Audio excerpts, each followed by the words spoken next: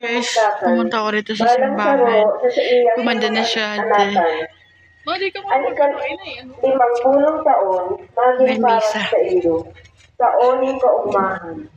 Sa ikaw mo magtanong, sa ikaw mo mag-ani, kan mga nagtulo na tinanong, asin na ikaw mo maguno, kan obas, ni sa indong ubasan.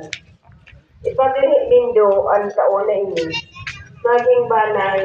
Ayan guys, oh. Ang ganda na. May misa guys. Nandito kami sa taas ng ano ko. Doon naakyat kami doon. Sana bukas maakyat namin yan. Anak ko nagmuni-muni. Doon sa isla, pupunta kami doon sa isla.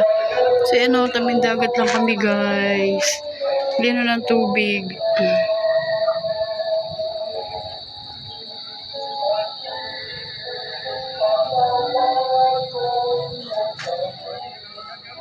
Tabing ano lang kami. Dagat. Ano parang digdi mo?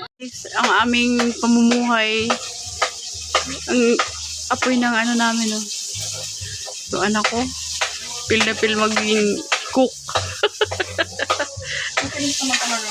Ang aking anak nagluluto ng ampalaya. Nawalan kami ng kuryente guys. O nakakamiss magsaing sa ganyan, no. Kaya tagahatak yung anak ko sa peryahan.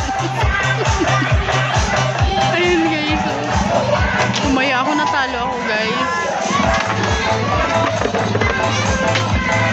Ayun, daming peryahan dito guys. Ayan,